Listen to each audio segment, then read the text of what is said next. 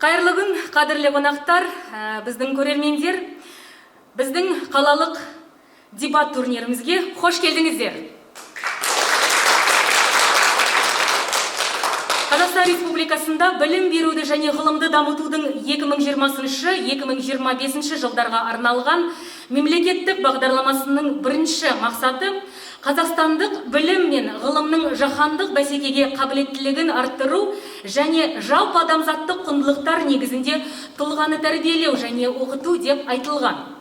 Сапалы қосымша білім алуға қол жеткізуді арттырудың бір бағыты ретінде ұшқыр ой алаңы оқушылардың дебаттық қозғалысы, жалпыұлттық мәдени білім беру жобасын іске асыру жоспарланған. Пікірсайыс ойындарының нәтижесінде оқушылар логикалық және сыни ойлауды, өз ойларын ұйымдастыра және жеткізе білу қабілетін, ауыз екі сөйлеу, риторика, көпшілік алдында сөйлеу дағдыларын, командада жұмыс істеу қабілеттерін дамытады. Ал олай болса, бүгінгі біздің турнирімізді бастауға рұқсат етіңіздер. Турнир тақырыбы тәуелсіз мемлекеттің қалыптасуы үшін 30 жыл көп пе, аз ба? Бүгінгі жарыс Зерде дарынды балалар мектебінің Ақиқат дебат клубының мүшелері қатысады. Қарсы аламыз. Бүгінгі дебат ойыны америкалық парламенттік формат ережесі бойынша өтеді. Бұл парламенттің тұрақтығы дәйектердің, тапқырлықтың және риторикалық қасиеттердің сайысы. Команданың әрқайсысында екі ойыншыдан тұратын екі команда. Үкімет пен оппозиция қаралуға ұсынылған қарарды талқылайды. Және де сіздер көріп отырсыздар, біздің трибунамыздың сол жағында жақтау командасы, оң жағында даттау командасы. Мына жағында бізде таймкипер отырады. Ал енді бастауға рұқсат етіңіздер, бірінші қатысушы трибунаға шақырылады. Доғал шапалады.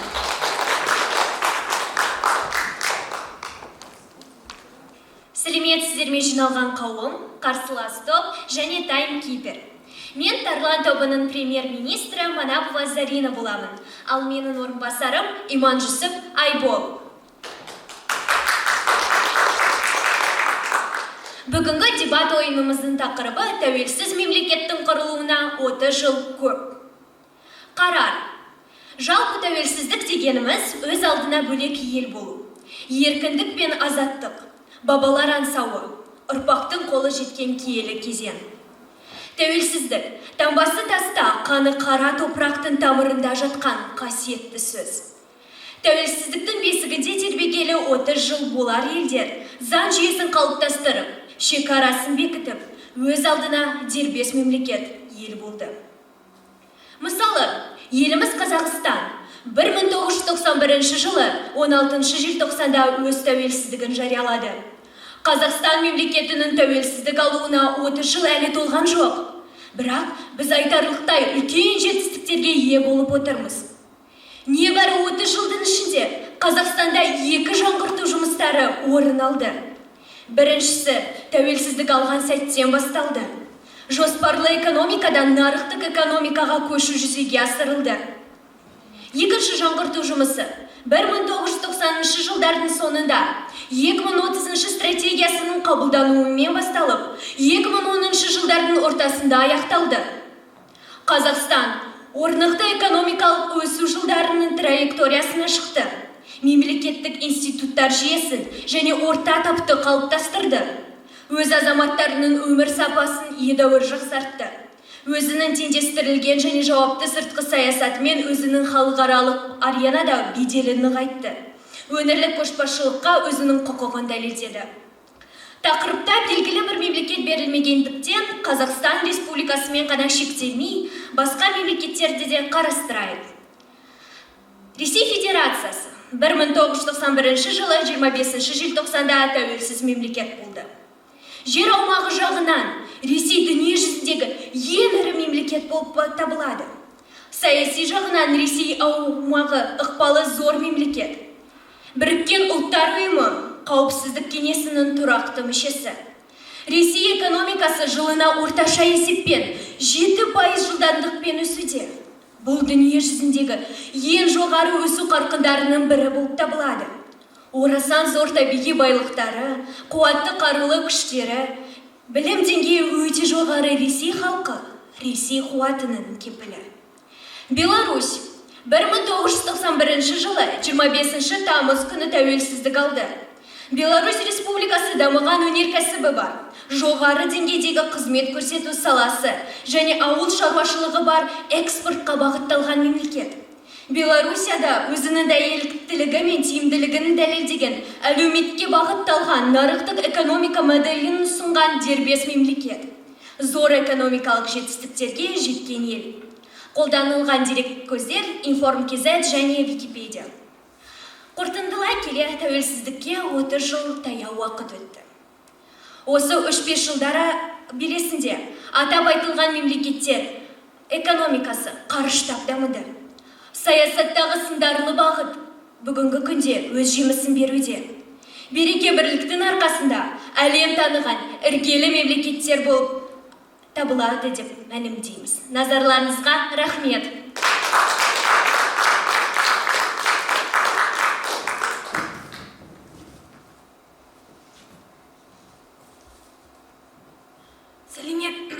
Сәлеметсіздер ме, құрметті жиналған қауым, аса құрметті қарсылас команда және тайм-кипер. Мен Томирис тобының көшбасшысы Мағзұм Зубилямын, ал қасында орынбасарым Мұхтарбек Әсел.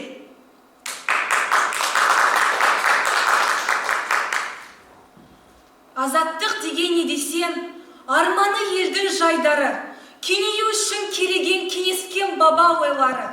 Шайқас қып майдан аланын, ұлдарын жүрді үнемі. Азаттық сол кез ананың тілеген аппақ тілегі. Өткеннен алған тағылым, азаттық деген бүгінін, сәбиге берер тәлімін, сәбиге берер білімін. Азаттық қымбат сонықтың, ортақ жасқа кәріге, әлемде әрбір халықтың, азаттық қымбат бәріне.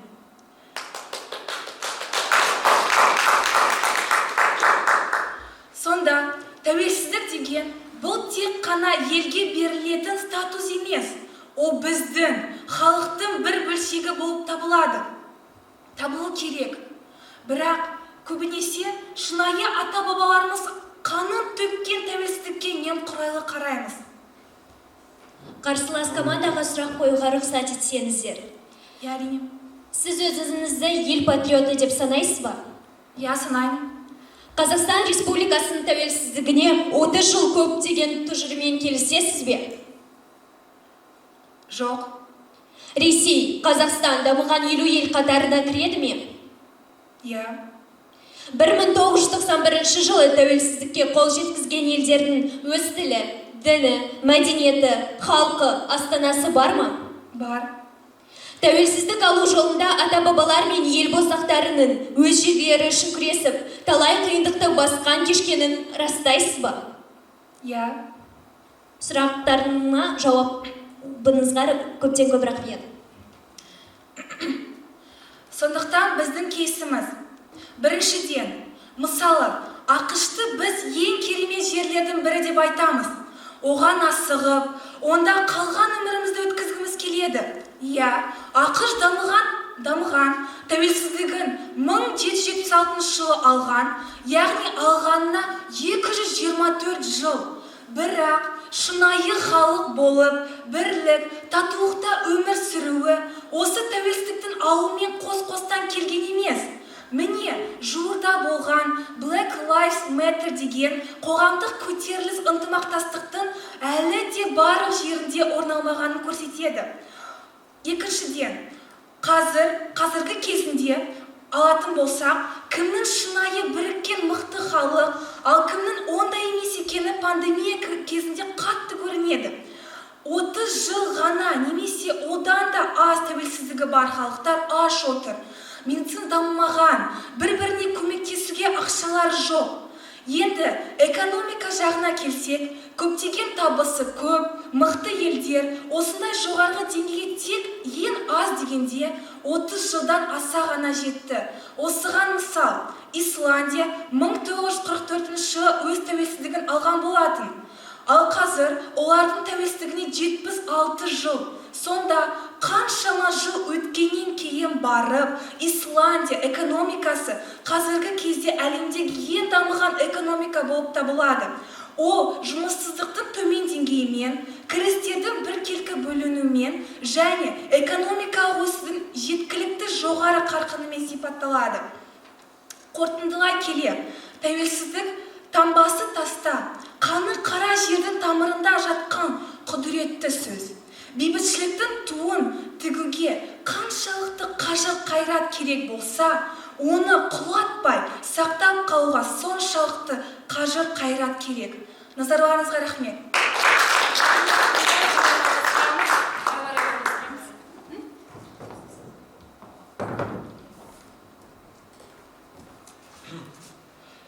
Біз оппозиция көшбасшысы мен орынбасарының айтқан сөздерімен толықтай келіспейміз. Тәуелсіз мемлекеттің құрылуына 30 жыл көп. Себебі тәуелсіздік жылдарында Қазақстан саясат, экономика, әлеуметтік сала, мәдениет және спорт сияқты түрлі салаларда үлкен жетістіктерге жетті. Мұның бәрі біздің елімізді бүкіл әлемге танымал етті. Қазақстан халқының ең үлкен жетістіктері мен байлықтарының бірі ел аумағында бейбітшілік пен келісімде тұратын барлық этностардың бірлігі. Ерекше назарды Қазақстанның астанасына аудару қажет. Атауын Астанадан Нұр-Сұлтанға ауыстыра отырып, қала Еуразия кеңістігіндегі ең заманауи қалалардың бірі болып қала берді. Мұны 1999 жылы ЮНЕСКО-ның әлем қаласы марапаты дәлелдейді. Бұл құрметті атақ салыстырмалы түрде қысқа мерзімде дамудың барлық негізгі салаларында нәтиже көрсеткен қалаларға ғана беріледі. Бірнеше жыл ішінде Қазақстан Республикасы жаңа астанасында іс жүзінде сол жағалауда заманауи инфрақұрылым салынды. Ел басқарған жылдары Нұрсұлтан Назарбаев Қазақстанды әлемдік аренада әлемнің ядросыз басты ел ретінде белсенді түрде ілгерілетіп келеді. Елбасы өз сөзін нақты істермен бекітті. 1991 жылы Семей полигонын жауып, содан кейін ақш-тағы, Франциядағы, Ұлыбритания, Қытайдағы полигондары жабыла бастады. Тұңғыш президент саясатының арқасында Қазақстан ядролық қаруды таратпау туралы шарттың ең белсенді мүшелерінің бірі болып табылды. Қазақстанның ядролық қарусыздану және ядролық қатерді қысқарту процесіне теңдессіз үлесін атап өтілді. Еліміз түрлі салалардағы ірі халықаралық ұйымдардың белсенді қатысушысы болып табылады. Атап айтқанда Қазақстан Біріккен ұлттар ұйымы, Еуропадағы қауіпсіздік және ынтымақтастық ұйым, Ислам ынтымақтастық ұйымы, Тәуелсіз мемлекеттер достығы, Шанхай ынтымақтастық ұйымы, Еуразиялық экономикалық одақ, Бірыңғай экономикалық кеңістік, ұжымдық қауіпсіздік туралы шарт ұйымы, экономикалық ынтымақтастық және даму ұйымы сияқты ұйымдарда тұрады. Нақ Қазақстанда жыл сайын әлемдік және дәстүрлі діндер көшбасшыларының съездері өткізіледі.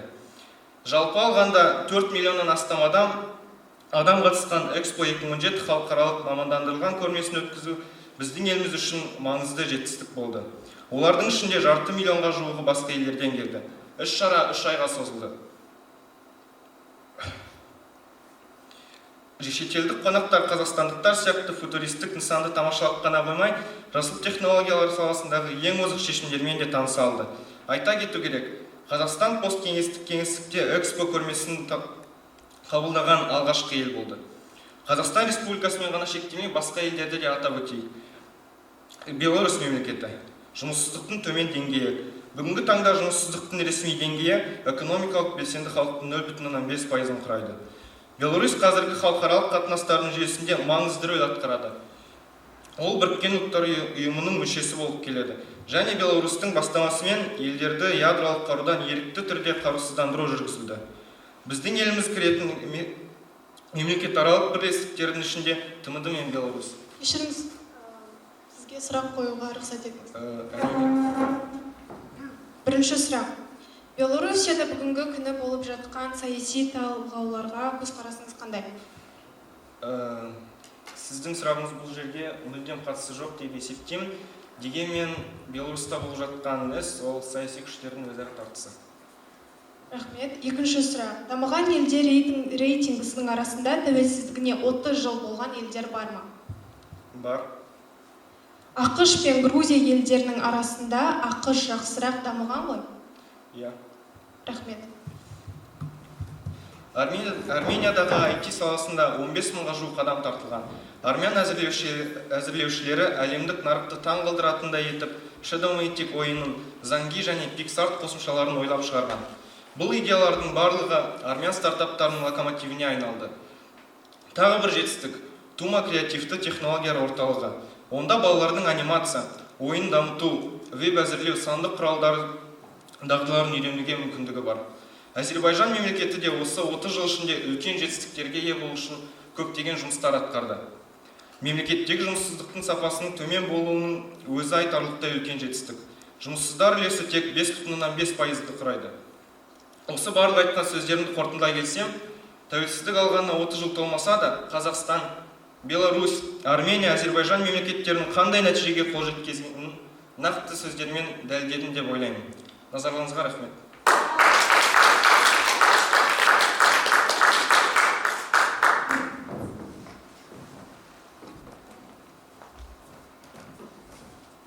Сәлеметсіздер ме?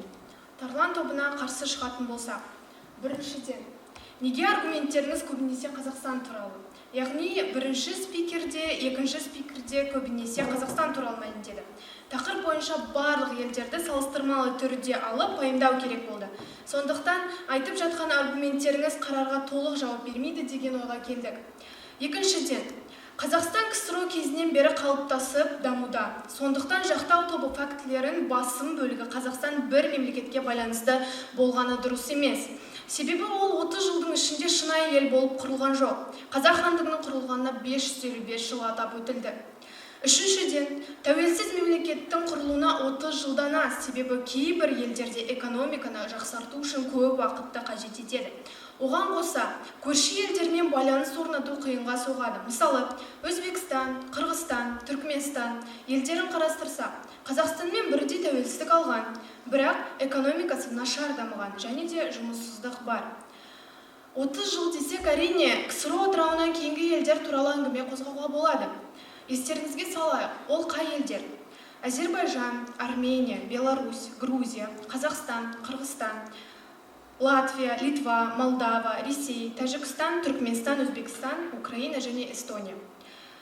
Forbes құрастырған рейтинг бойынша экономикасы ең төмен дәрежедегі 10 мемлекет ішінде Армения 2-ші орын, Украина 5-ші орын, Қырғызстан 10-ші орында. Біздің бұл фактіден нені байқаймыз? Олар да тәуелсіз, бірақ экономикасы жағынан ең соңғы ондыққа кіріп отыр. Яғни тәуелсіз мемлекеттің құрылуына 30 жылдан аз. Енді өз кейсіме көшейін. Мемлекеттердің тәуелсіздік алған уақытын салыстырғанда рейтинг бойынша 30 жыл өте аз, себебі мемлекеттердің тәуелсіздік алған уақыты және жетістігін салыстырып көрсетейін. Қытай тәуелсіздігіне 3,5 мың жыл, тіпті кейбір жазуларда 5 мың жыл.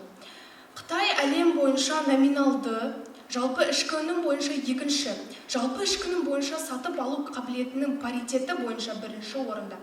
Қытай басшылығы өзінің сыртқы саяси жоспарларында дамушы елдердің экономикалық бағынуына маңызды орын бөледі. Осы мақсаттарда Пекин оларға экономикалық дамуын және сыртқы экономикалық байланыстарының концепциясын байланыстыруға тырысады. Осылай бола тұра, өз көрішіне сүйену деген модификацияланған концепциясы насихатына Қытайдың дамушы социалистік ел рөліне әрекеттенуіне және бұл ерекше характерден шығатын оның дамушы елдермен экономикалық байланысына басты орын бөледі. Финляндия тәуелсіздігіне 103 жыл. Жоғарғы дамыған индустриялы аграрлы ел. Финляндияның негізгі салалары елдің орман қорына негізделе қалыптасқан. Финляндия дүние жүзіндегі ағаш өнімдерін экспортқа шығарушы басты елдердің бірі. 2010 жылы Newsweek журналы бойынша Финляндия әлемнің үздік елдері тізімі бойынша 1-ші орында болған. Ал 2011-2014 жылдар аралығында Америкалық Fund for Peace қоры елді әлемдегі ең тұрақты мемлекет ретінде бағалады. Көріп тұрғандарыңыздай, Қытай экономикасын сыртқы елдермен байланыс арқылы көтереді, ал Финляндия ішкі саясатқа, халық жағдайына көп көңіл бөледі. Екі мемлекет те алдыңғы қатарда, себебі тәуелсіздікте қол жеткізген уақытта үлкен рөл атқарады. Яғни тәуелсіз мемлекеттің құрылуына 30 жыл аз болады. Өз сөзімді тарихы тереңге кеткен екі мемлекетке байланысты дәлелдей алдым деген ойдамын. Қолданылған әдебиеттер Forbes рейтингі және топ 10 мемлекеттер сайты. Зейін қойып тыңдағандарыңыз үшін рахмет.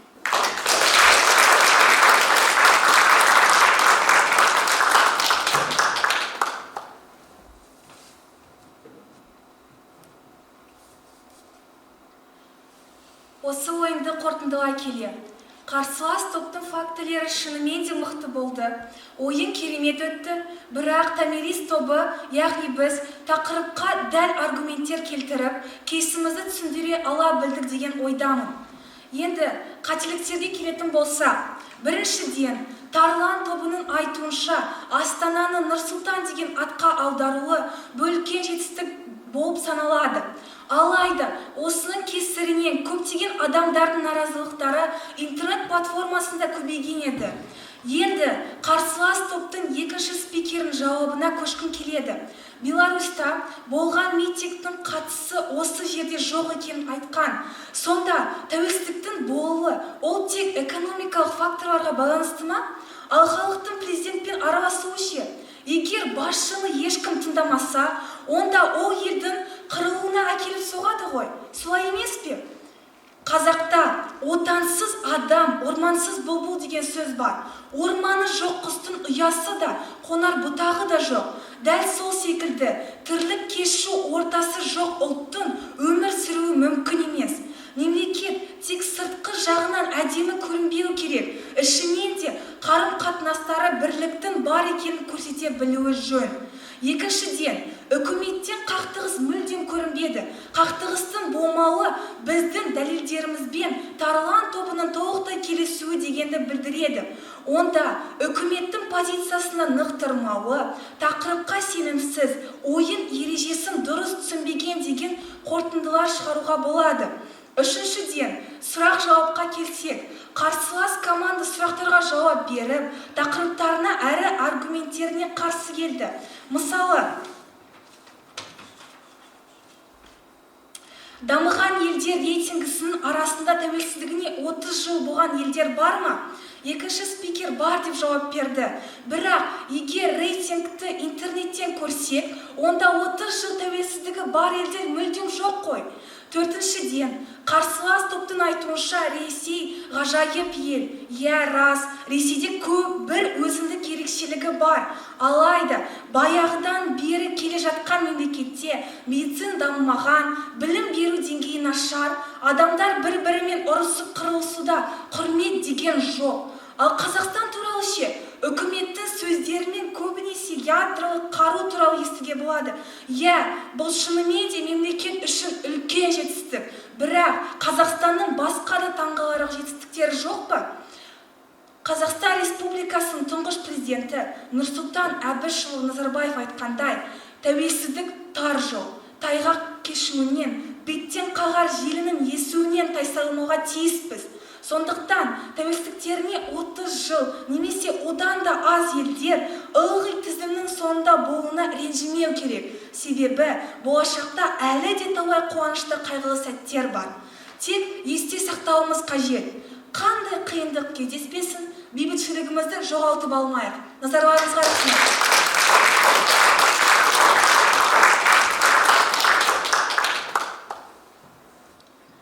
Тәуелсіздік жылмен есептелмейді. Маңызды іс-әрекетпен, жетістіктермен есептеледі. Өмірден алатын болса, дана қазақ даналығы.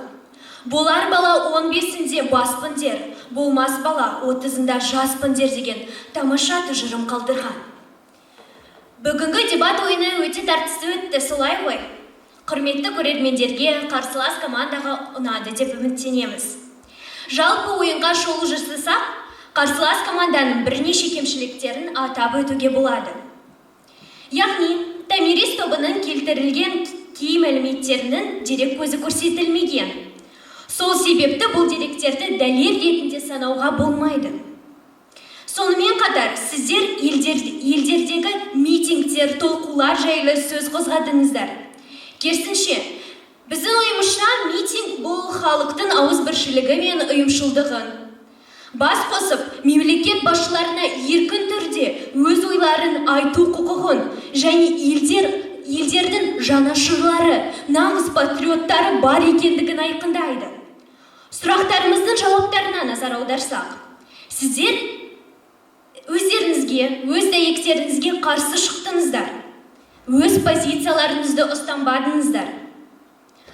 Ал Томирис тобының бізге жасаған ескертулерін қателік деп санаймыз. Себебі біз тек Қазақстан Республикасы жайлы сөз қозғамадық. Басқа елдерді де қарастырдық. Мысалы, Ресей, Ауғанстан, Әзербайжан, Беларусь. Жалпы қорытындылай келе, тәуелсіз мемлекеттің құрылуына 30 жыл көп. Яғни қыруар уақыт. Қазақстан Республикасы бірталай жетістіктерге қол жеткізді деп мәлімдейміз. Еліміздің туы көкте желбіреп, ынтымағы жарасқан ел болайық. Елдер тәуелсіздігіне күмән тумай, 30 жыл тәуелсіздік жолында жеткен жетістіктерді еске алып, ата-бабаларымыздың қалдырған аманатын сақтап қалып, ашық аспан астында тұғырлы да ғұмырлы өмір кешейік. Келесі өлең шумақтары тәуелсіз еліміздің 30 жылдығына арналады. Тәуелсіз елім тірегім, өзіңмен мәңгі жүрегім, алаш жұрттан саған орындалды тілегін. Тәуелсіздік елімізде орнады, егемендік қуанышын тойлады. Асқақтай бер тұғырлы менің мекенім, осы менің жалын атқан тілегім. Қазақстан егеменді ел болды, өз алдына туы бөлек жер болды. 30 жылғы игі істерді атқарып, Нұр-Сұлтан бас қала боп гүлдеді. Назарларыңызға рахмет.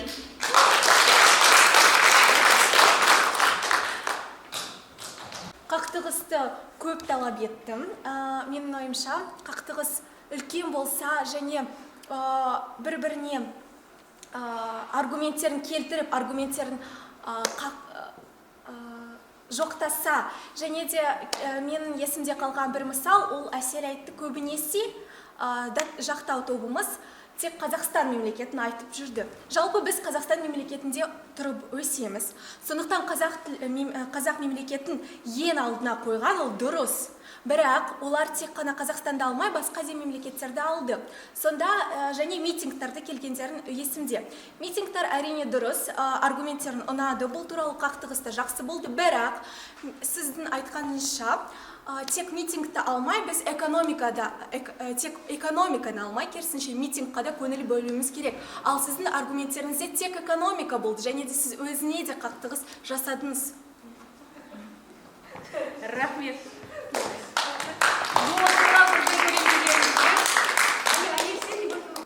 Ал енді осымен біздің дебат ойынымыз аяқталды. Біздің қатысушыларымызға көп рахметімізді айтамыз.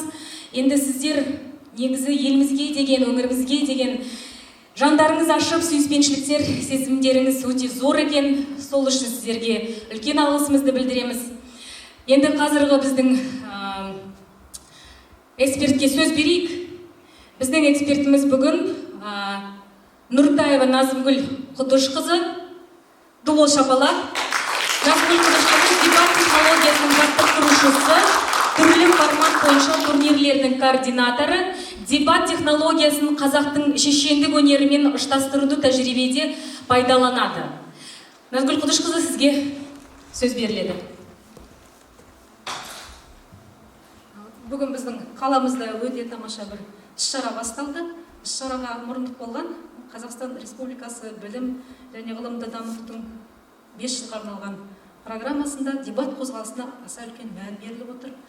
Дебат технологиясының тамыры тереңде, дегенмен де соңғы жылдары біраз қолға алынбай қалды. Дебат бізді неге үйретеді? Шешендік өнерге. Қасым ханның қасқа жолы, Есім ханның ескі жолы, Тәуке жеті жарғысында билер дауды қалай шешеді, солай біздің балаларымыз, жастарымыз шешен сөйлеуге машықтанады. Сондықтан тіл мамандарына, тіл жанашырларына үлкен бұл мүмкіндік. Бүгінгі Тарлан және Тамирис тобы үлкен дайындықпен келген. Бұл тақырып қиын, әрине, саяси тақырып.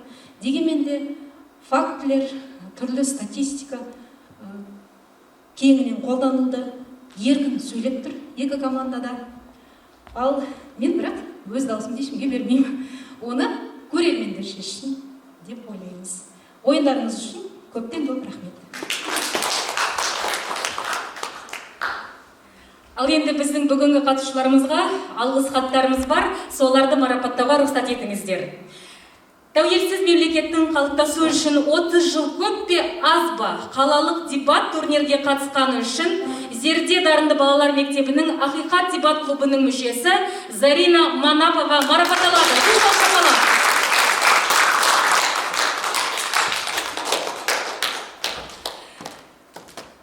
Бүгінгі дебаттың қатысушысы Зерде дарынды балалар мектебінің оқушысы Мағзым Зубиля марапатталады.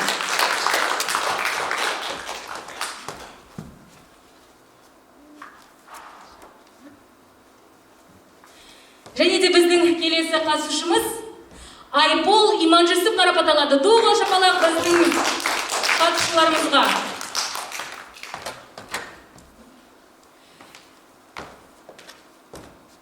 Және жақтау тобының қатысушысы Әсел Мұхтарбек. Әсел.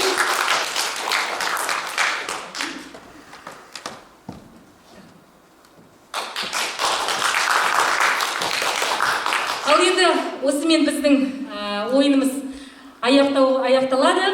Барлықтарыңызға да көптен көп рахмет, уақыт бөліп келгендеріңізге. Келесі біздің дебат ойындарымызда сіздерді көруге біз қуанышты боламыз. Келіңіздер, ойнаңыздар, қатысыңыздар. Рахмет сіздерге. Сау саламат болыңыздар.